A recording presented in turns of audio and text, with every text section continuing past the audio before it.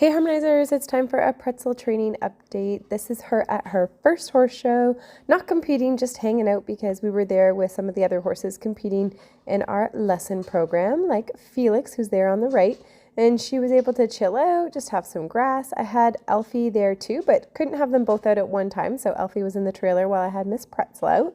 And they've got some obstacles there, so she did some obstacles and was really quiet about it all.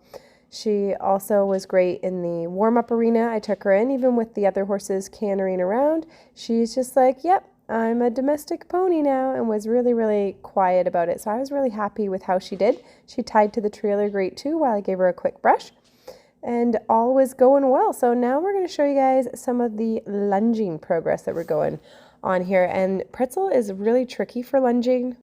What I mean by that is she is very easily kind of scared or kind of takes offense to you getting whippy. She can perceive that as like you attacking her, which is totally fair because you are essentially chasing the horse around in a circle.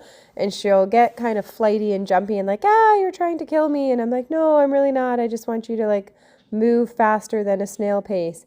And so I ask her for a canter, for example, and we'll get like all of 1 or 2 strides, and I have to pause and be like, great, you did a great job, Pretzel. And then we progress, and I'll use a stick there to get more rhythm happening. And essentially you play this game of if you can canter more than 2 strides, you'll earn the cookie. But if you canter just 2 strides like she did just there, I'll either allow her to pause or just kind of rest for a second, and then we'll try again. And then here she does more than 2 strides of canter, for example, so she'll come in and she'll get a cookie. So I'm trying to make sure that it stays more of a game of like, ooh, is Pretzel going to earn the cookie, rather than Lindsay's going to attack you, you better run and get out of the way. I want to make sure she doesn't get terrified of people, or I just don't want to push her into that fight or flight response. So I want to be really careful and mindful about that. So this is now riding Miss Pretzel outside and doing a little bit of moving her hips. So you're going to see a big difference between this ride, and I'm going to show you one more ride as well, some little snippets of each one.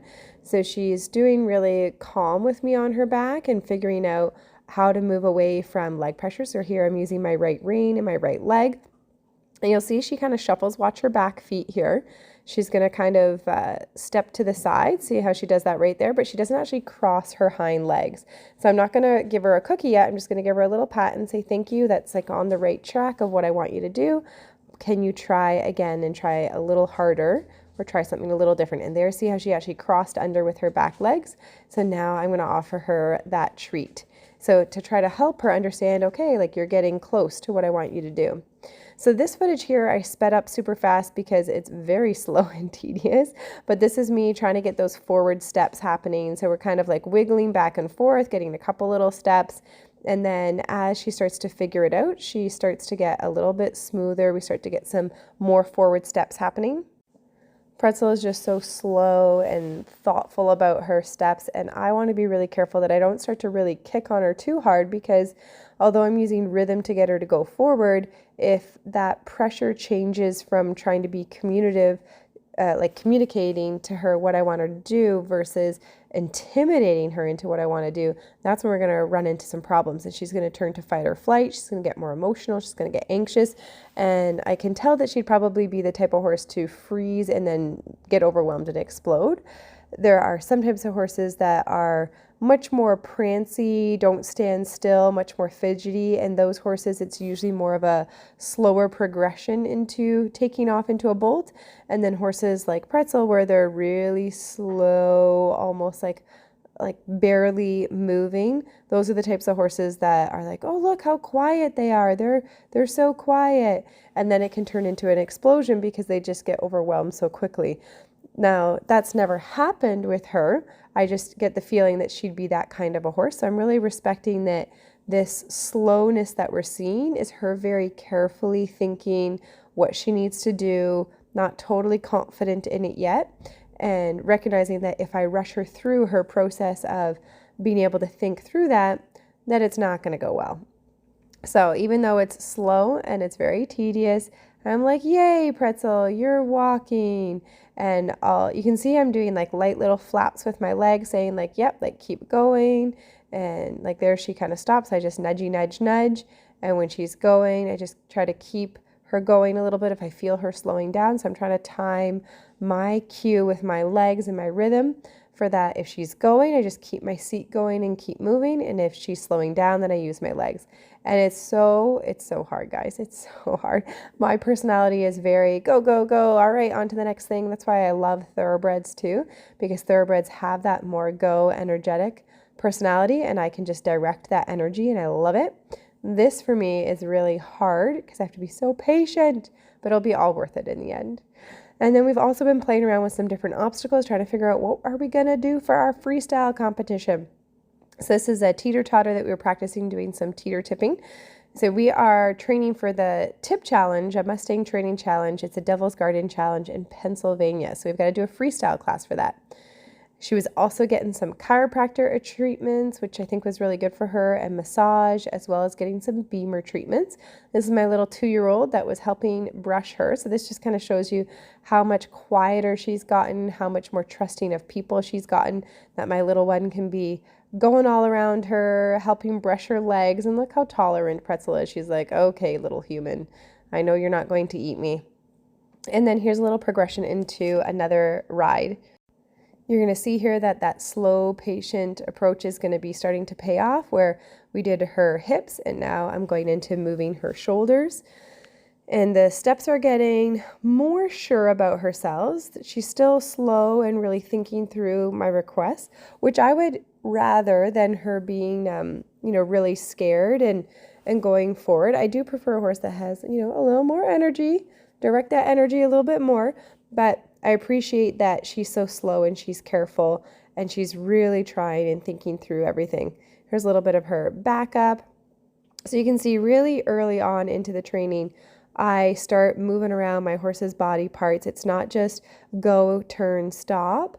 It's go, turn, stop, and move your hips, and move your shoulders, and back up. Look how beautiful that moving of the hips was. And now I'm going to take it into moving the shoulders.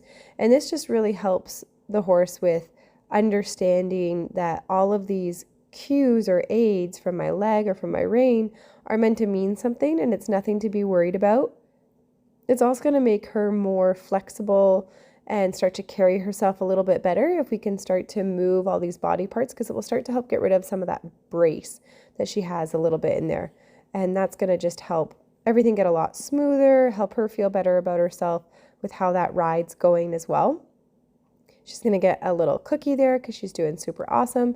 And then you also get to see in this clip too about how she is slowly progressing to do more than one thing at a time to earn that cookie. So in the beginning, she does like 3 steps, earns a cookie, or moves just her hips, gets a cookie, and now she's having to do a little bit more. This is me trying to attempt a little bit of sideways here. So I'm using my right leg to push and using my reins to try to keep her straight. And she's like, oh, this is a little bit awkward, but she gets a couple little steps there. She went a little bit forward, going to back her up just a little bit to keep her straight, try to keep her nice and soft. Whenever I ask her for a cue, I want to make sure I repeat until I have softness. And then here I'm going to try again, so it's less going forward, and see if we can get a little bit more sideways. So I'm always correcting with the intent to try to help clarify what I want her to do, not with the intent to correct and punish, just to try to help her figure out what that answer really is. So even though that sideways is not beautiful, we got a little bit of shoulders, a little bit of hips happening, and then there she kind of finally took both front and back legs together a little bit, so she's going to earn a cookie. So we did the back legs in the first ride that you guys saw, and then we progressed working on different body parts and eventually getting to the sideways. Sideways is usually the more tricky one because they got to do both front legs and back legs at the same time. So I usually practice back legs first and then the front legs and then everything all together as a training progression. And here she's now trying the other side.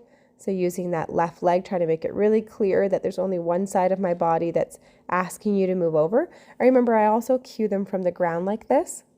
However, I can make that easier for the horse to understand what I'm trying to do is what I'll do for the horse. So if she's really confused here, I can always dismount and then I'll actually bump the stirrup on her side. So I'll clarify, but look, she ends up figuring it out and she gets some really nice cross steps there. We're going really nicely. So I'm going to offer her a little cookie there.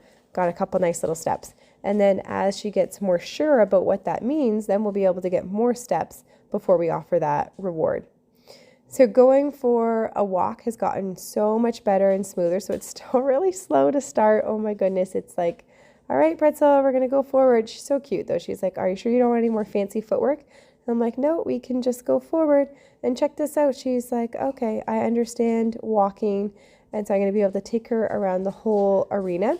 So she's progressing at a different rate than Alfie. She's definitely slower progressing than Alfie is because she's just a slower thinking horse.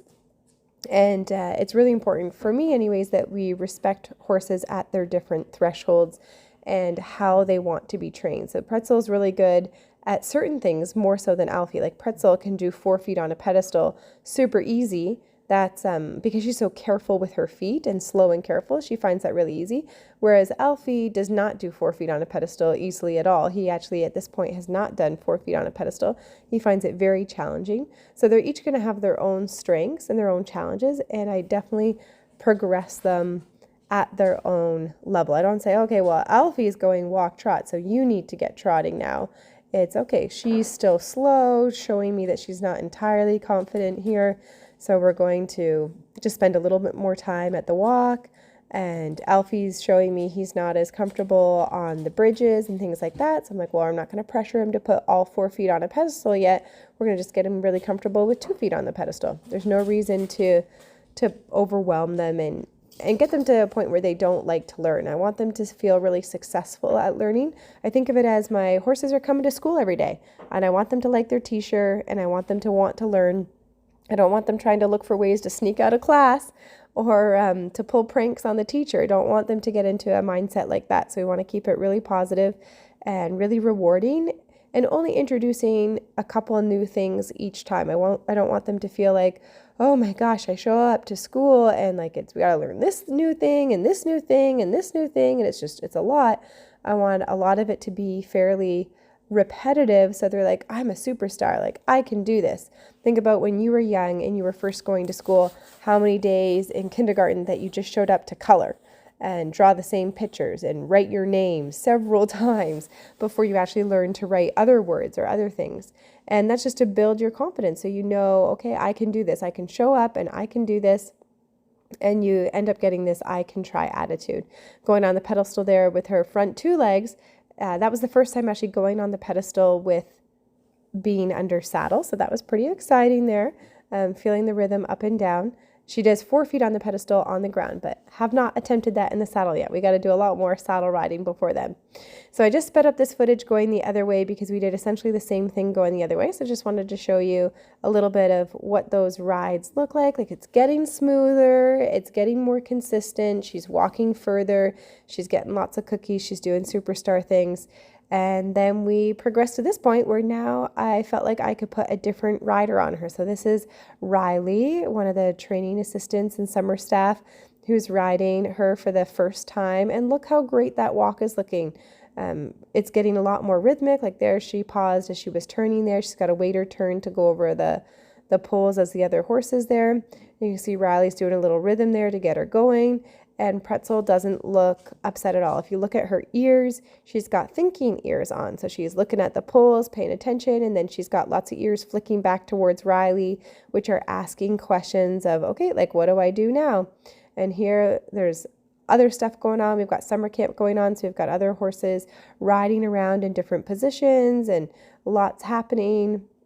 Pretzel's going to do a little poo there to let us know that she's a little bit nervous about it all, which just means that we're not going to, kick her and pressure her. We're just going to take it easy and expose her to what's going on. But super exciting that now she's at a place where I feel like other people can get on her, and it's just going to keep going better from here. Remember to subscribe and check out harmonyhorsemanship.com for even more learning.